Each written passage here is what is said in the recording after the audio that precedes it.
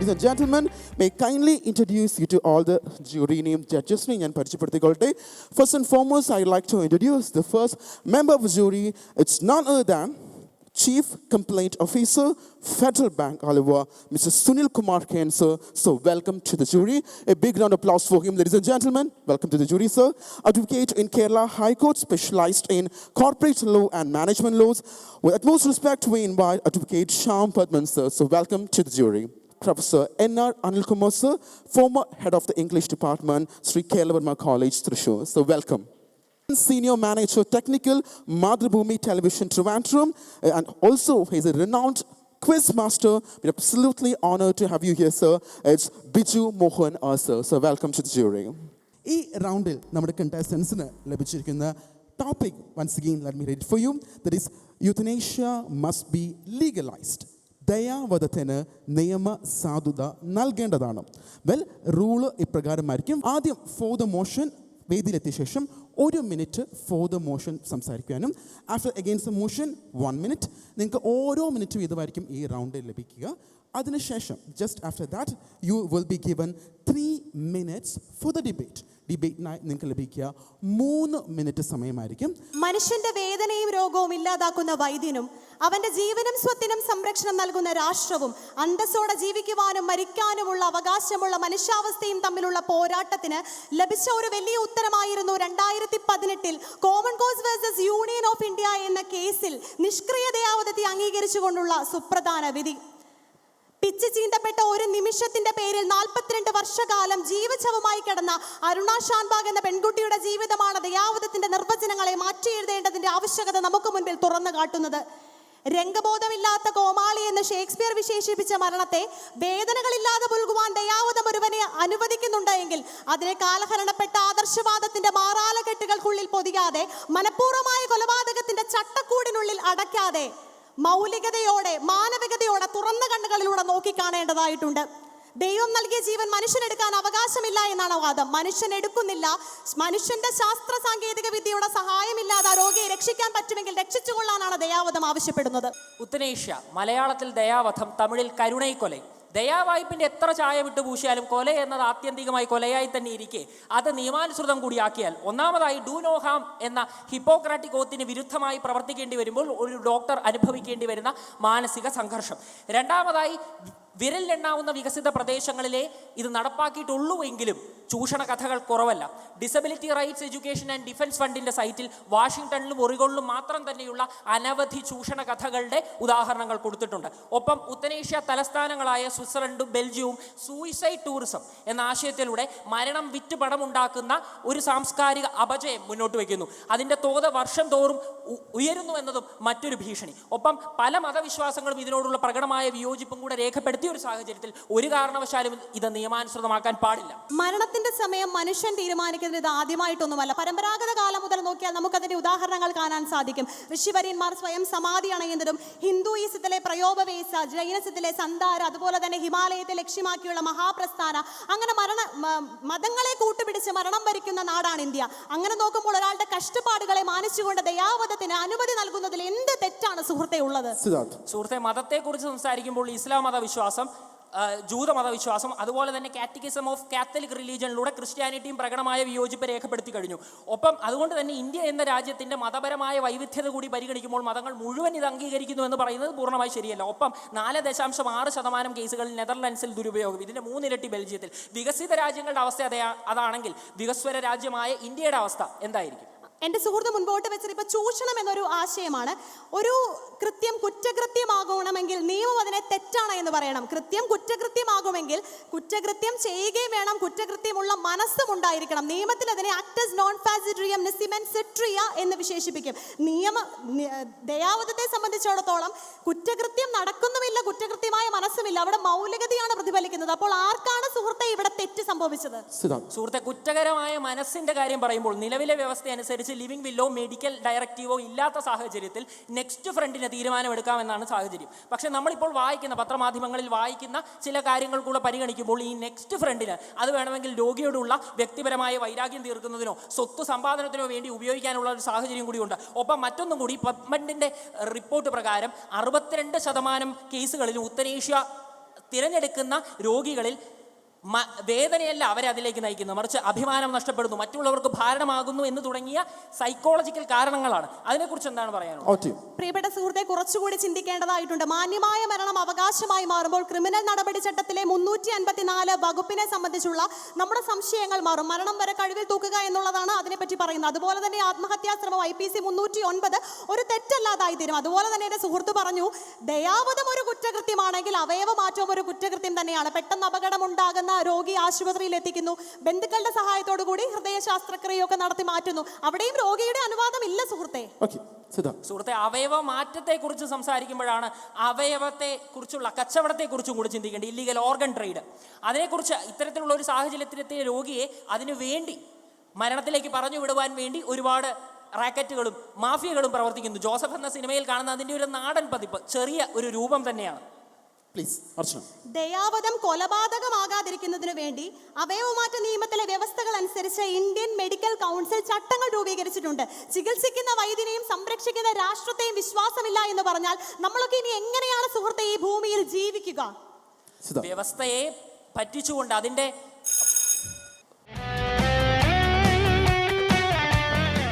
കളരിയടവിന്റെ ചടുലതയിലും നെഞ്ചിലുറച്ച ധൈര്യത്തിന്റെ കരുത്തിലും തന്റെ സ്വത്വം കണ്ടെത്താൻ ശ്രമിച്ച കേരളീയ സ്ത്രീത്വത്തിന്റെ മുഖമുദ്ര പുത്തൂരം വീട്ടിൽ ഉണ്ണിയാർച്ച. അല്ല, കാഞ്ഞിരപ്പള്ളിയിൽ നിന്നും അർച്ചന പ്രകാശ്. തൃശൂർ സർക്കാർ വക നിയമകലാലയത്തിൽ ത്രിവത്സര LLB 1ാം വർഷ ബിരുദ വിദ്യാർത്ഥിനിയാണ്. 3 മാസം മുൻപ് വരെ കേട്ടുമാത്രം പരിചിതമായിരുന്ന ഫെഡറൽ ബാങ്ക് സ്പീക്ക് ഫോർ ഇന്ത്യയുടെ ആദ്യ 8ൽ എത്തി നിൽക്കുന്നു. വാക്കുകൾ കൊണ്ട് വിസ്മയം തീർക്കുന്ന സ്പീക്ക് ഫോർ ഇന്ത്യ വേദിയിൽ അഗ്നിയാകുവാൻ എനിക്ക് സാധിക്കുമെന്ന് നിങ്ങൾ വിശ്വസിക്കുന്നുണ്ട് എങ്കിൽ നിങ്ങളുടെ വിലയേറിയ വോട്ടുകൾ നൽകി പോപ്പുലർ ചോയ്സായി തിരഞ്ഞെടുക്കണമെന്ന് അഭ്യർത്ഥിക്കുന്നു. No antithesis between life and death. Death is the culmination and dying is the process.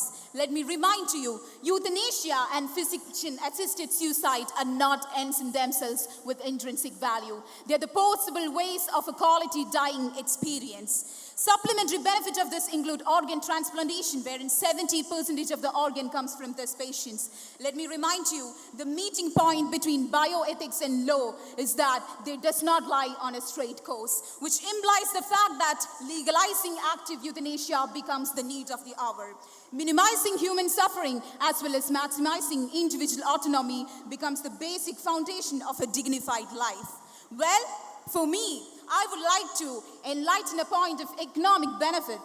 Let me make it clear, India already in a vicious cycle of poverty and rampant poverty is in the detracting and a moral degradation of spending a vast majority of its resources on these people who have no chances of recovery. Pearl S. Buck was right when she said that euthanasia is a long, smooth-sounding word, and it conceals a danger like most long, smooth-sounding words. But there's danger, nevertheless. In the 1994, the extensive inquiry made by the British House of Lords finally came to a conclusion that there would be no amendment required for the law of euthanasia because it alters the kind of conscience the people have and thrusts upon some undue power upon the doctors. We find that when you legalize euthanasia, we're trying to hamper or maybe bring back the kind of meticulous research that can happen in the palliative care.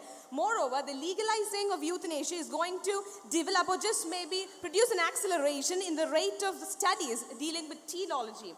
In addition to this, we find that this is not just a right to die, this is a right to kill, that you're legally permitting the doctors to kill someone. It's not the right to die.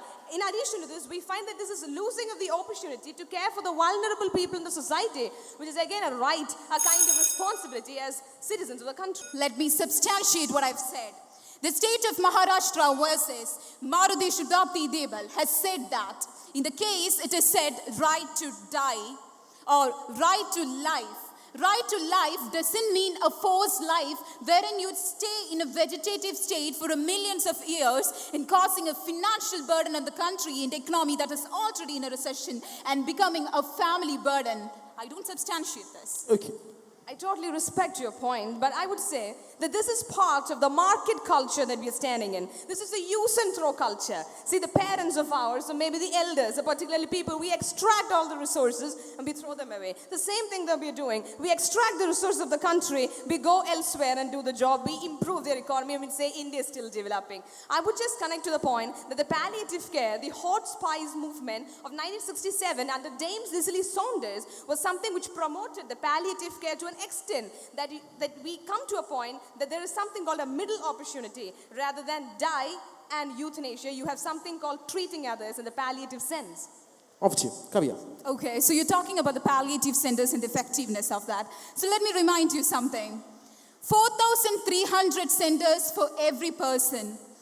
And 6 million people wanting to have palliative care in India, approximately, with no efficiency and lack of inadequacy. And you still say me that palliative care is effective so that you can actually bring recovery. Well, I don't believe.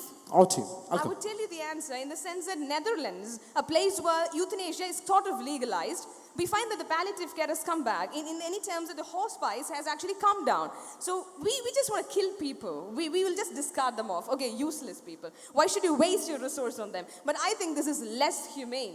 This is being less human. And if you're human, it's about carrying the other person with you. It's live and let live. That has always been the motto. Out to you. Yes. My dear friend, you live in the 21st century where technology becomes the mother of necessity. So let me remind you just one thing.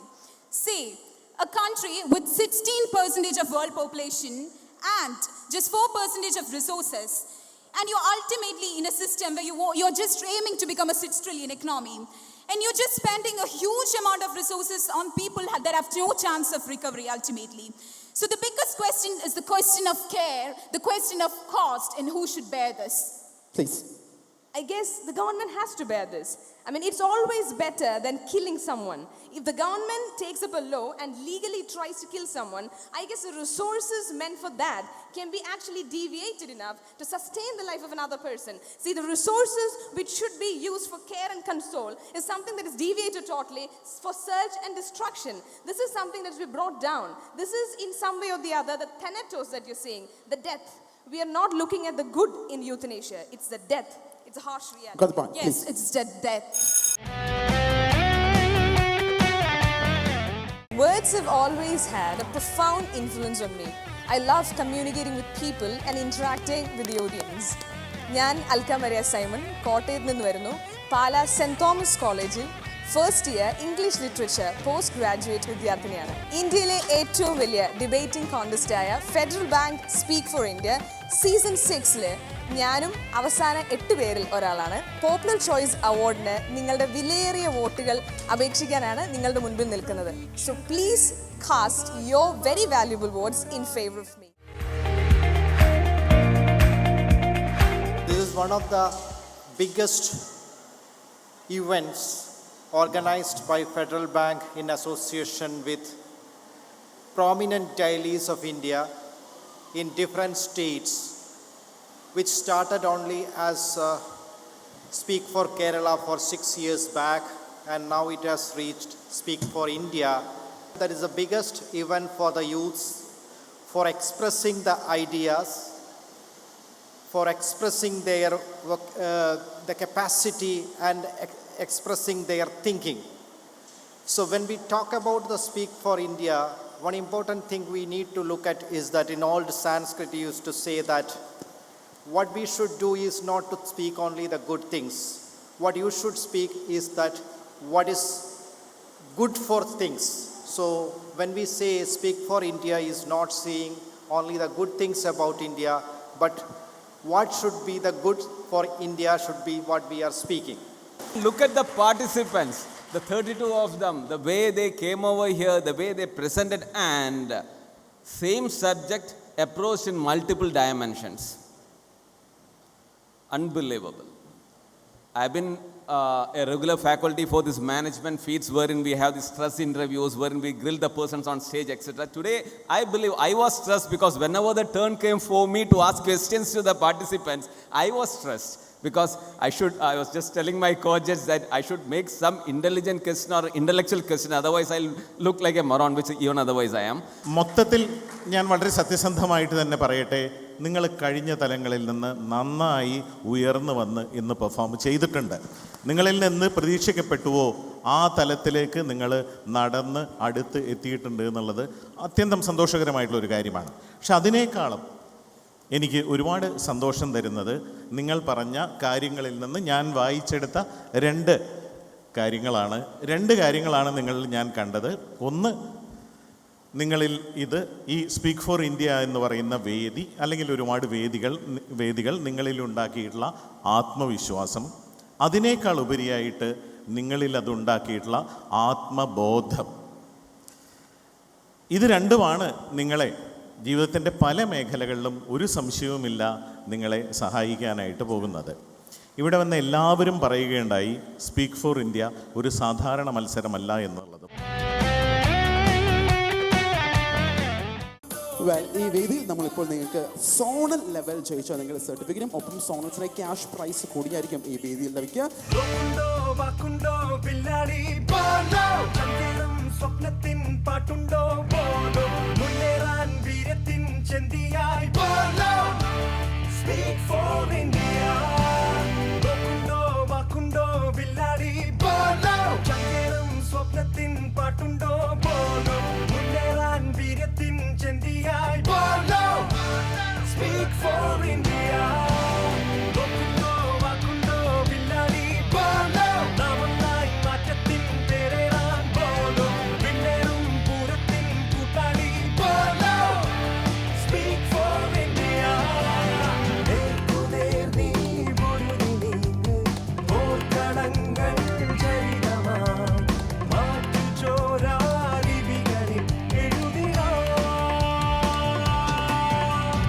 നാം കുറിക്കും വിജയഗാഥ ഏറ്റുപാടും പുലരികൾ ആർത്തിരമ്പും ധ്വനികളായി ചിതറിവാ വാക്കുണ്ടോ വില്ലാളി പോലോ ചങ്കേറും സ്വപ്നത്തിൻ പാട്ടുണ്ടോ പോലോ മുന്നേറാൻ വീര്യത്തിൻ ചെന്തിയായി പോലോ speak for India.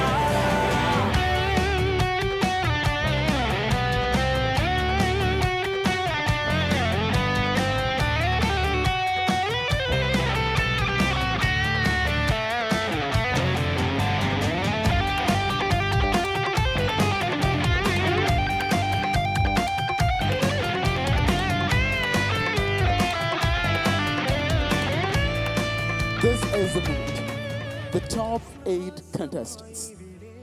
75 തുടങ്ങിയ യാത്ര അവസാനത്ത് 8 നിൽക്കുമ്പോൾ ആരൊക്കെ? The first finalist of season 6 Federal Bank Speak for India, and the first finalist is Akhil D. Varghese from Bishopur College into the grand finale. Congratulations, Akhil. Sir, kindly do the honors.